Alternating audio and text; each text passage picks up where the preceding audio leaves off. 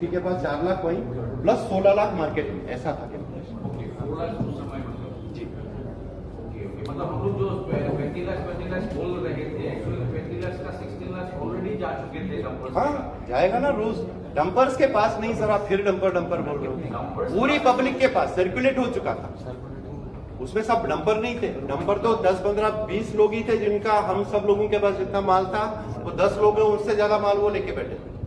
तो 10 लोग भी अगर खेल रहे थे सिस्टम से तो हम हजारों लोग उनके लिए थोड़ी ना काम करेंगे। हम लाखों लोग काम करेंगे और वो 10 लोग मजे ले लेंगे, ऐसा कैसे होने देंगे? समझ गए? तो सिस्टम वापस रिफ्रेश हो गया, एकदम ये मान के चलते हैं कि फिर से पैदा हो गया। ठीक है। और सर एक सवाल ऐसा जैसे कि ब्लॉकचेन जैसे कि टेस्टनेट अपना चल रहा है या इथेरियम का तो टेस्टनेट मेंटेन सब चल चुका है, अभी मेंटेन होने का बाद में फिर सर ये मॉडिफिकेशन कैसे करना? मॉडिफाई नहीं करना है, उसके लिए क्या होगा, जब हम ब्लॉकचेन बनेंगे तो ब्लॉकचेन में टी बैग बर्न होगा, टी हट जाएगा और असली कॉइन जो ब्लॉकचेन कॉइन होती है वो हमको इश्यू हो जाएगी। आपके पास 100 टी बैग है, आपने लिंक ओपन किया, वो भी हमें खुद करना है, वो कंपनी नहीं देगी।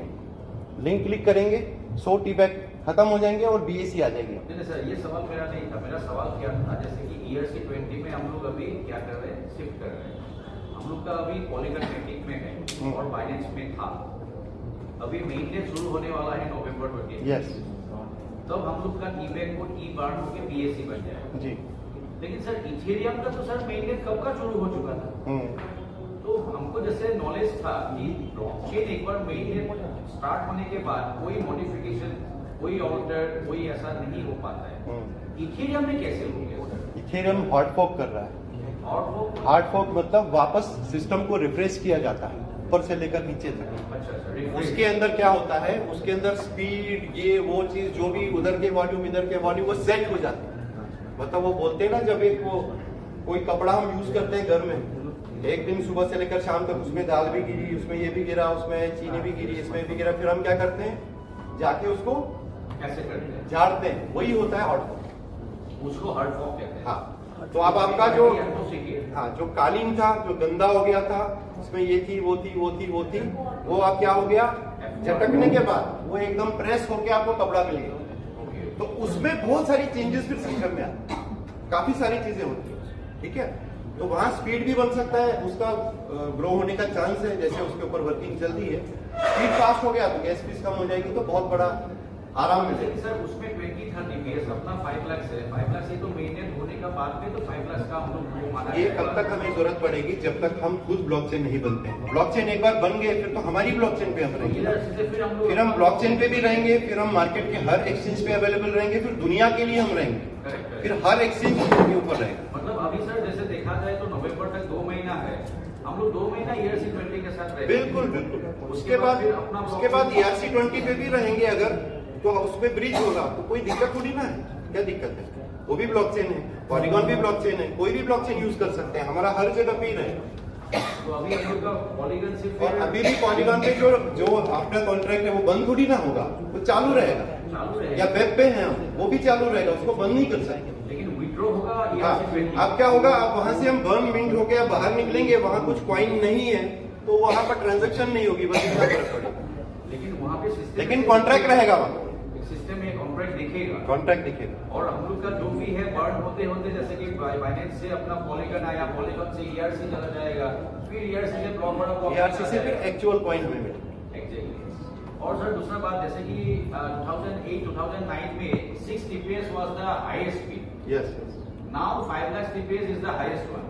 Suppose in the year of 2050, some other scientists may just start or invent one बहुत अच्छा क्वेश्चन, type of blockchain. अच्छा question, The TPS may be 5 crores. अच्छा question. Then what will be the situation of उसके लिए क्या है, जो block हो रहा, ब्लॉकचेन जब बन रहा है, जो डिजाइन हो रहा है, इसको आने वाले 50 साल के हिसाब से ही पूरा डिजाइन किया गया है। ओके, उसमें क्या है, उसमें स्केलेबल, आपने अगर देखा होगा हम स्केलेबल वर्ड यूज करते हैं। Correct. स्केलेबल क्या होता है, ब्लॉकचेन ऐसा डिजाइन हो गया है कि सिस्टम को जब लगेगा ऐसा कि मुझे स्पीड बढ़ाना है, तो अपने आप के अंदर की वो कंडीशन चेंज करके स्पीड को बढ़ाए। Means like a concrete structure, when we just go for a piling or foundation, we just take the provision of. वो पहले से ही प्रोविजन डाल चुके हैं scalability. Exactly. But this is not my question, sir. Yes yes yes, बहुत अच्छा smart question. क्या होगा, जो जब हम ट्रांजैक्शन करते हैं तो हैश बनता है, वो हैश होता है रिकॉर्ड। वो भले आप बीटीसी में करो, इथेरियम में करो, पॉलीगॉन में करो, कोई भी करो, वो हर ब्लॉकचेन में एक रिकॉर्ड बनता है, क्योंकि ब्लॉकचेन में छुपता नहीं। ब्लॉकचेन क्या बनाता है, रिकॉर्ड बनाता है ट्रांजैक्शन को और सेव होता है। डेटा सेविंग ही ब्लॉकचेन है ना। तो वो जो होता है वो लंबे अक्षर होता है, देखो आप एग्जैक्टली उसको आप कितना शॉर्ट और लाइट बना सकते हो, उतना ही वो जगह कम लेगा। और जितना कम जगह लेगा उतना लाइट बन गया वो, तो उतना फास्ट वो चला जाता है। तो उसको सेव करने का, फिर एनकोड करके उसको डिकोड करने का जो फॉर्मूला है वो स्केलेबिलिटी पे बनाया गया है। तो वो जो फॉर्मूला, मान लो अभी अगर मान के चलो 10 KB अगर अभी स्पेस ले रहा है, कल को स्पीड 6 लाख चाहिए, तो उसको वो 9 KB में ही सेव करने की कोशिश करेगा, स्केलेबल बना देगा और 6 लाख का TPS का एवरेज बना देगा। ठीक है। हाँ, जिनके पास में पुराने टीबैक थे,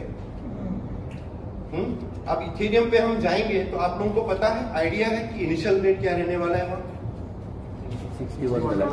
$61 से हम अब शुरुआत करेंगे अपने सिस्टम में, $61 से।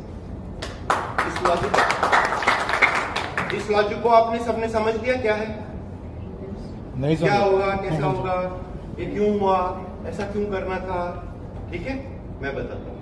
जब हमने Web20 से अपना नेटवर्क शुरू किया था पिछले सितंबर-अगस्त से, तो $1 से शुरू हुआ था। 24 सितंबर को जब मैंने मेरा 5000 का पैकेज लिया, उस टाइम पे $1.37 था, $1.37 का रेट था। मुझे आज भी याद है 3721 टीबैक में मेरा एक टॉपअप लगा था। बोले 4000 टीबैक लगे थे मुझे मेरा टॉपअप लगाने के।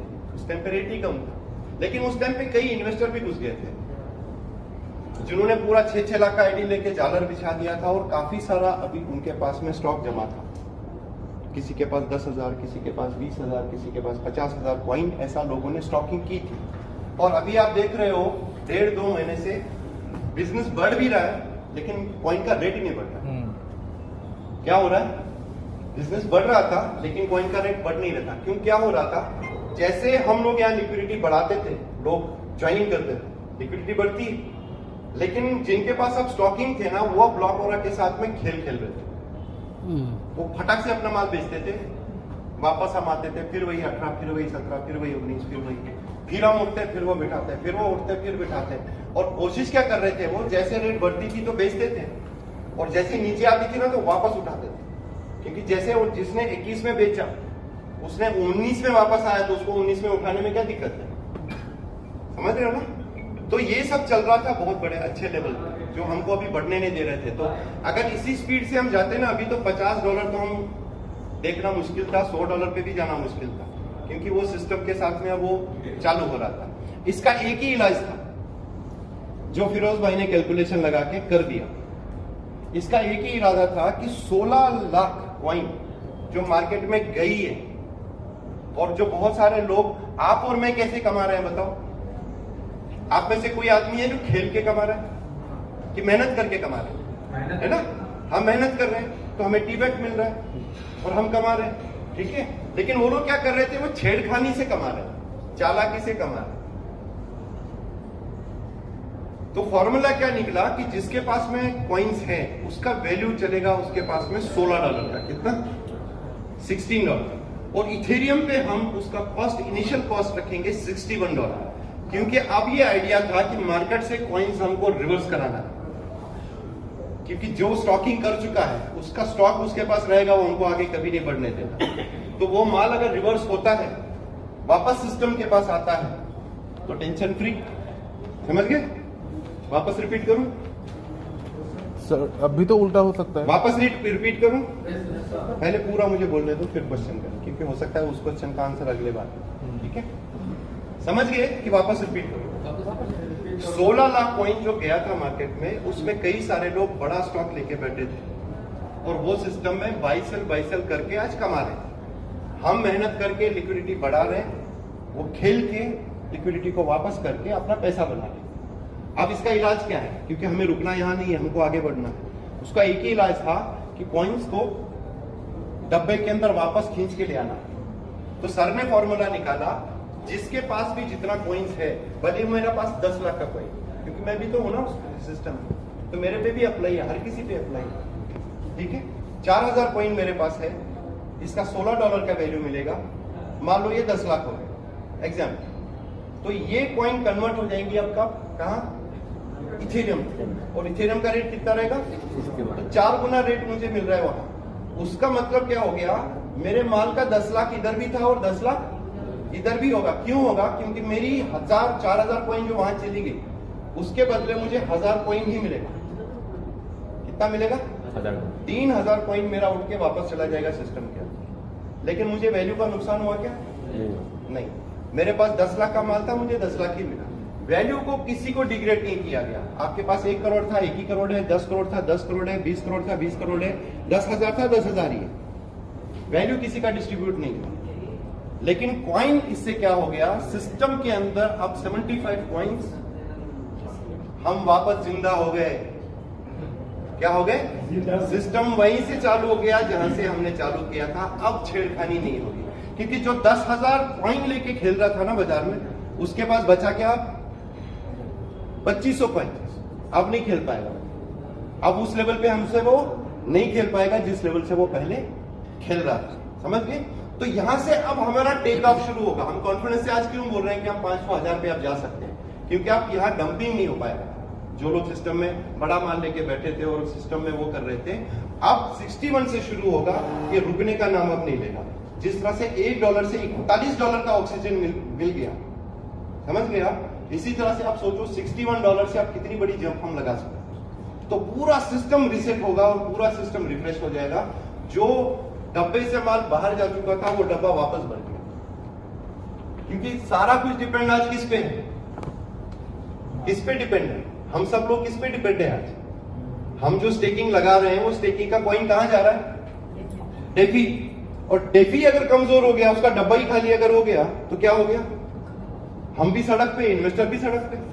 तो मजबूती किसकी रहनी है, डेफी का गला अगर मजबूत रहा, अगर उसके अंदर स्टॉक रहा, उसके अंदर ताकत रही, तो हमारा इन्वेस्टर भी जिंदगी में कहीं नहीं हिलेगा और हम लोग भी कभी जिंदगी में।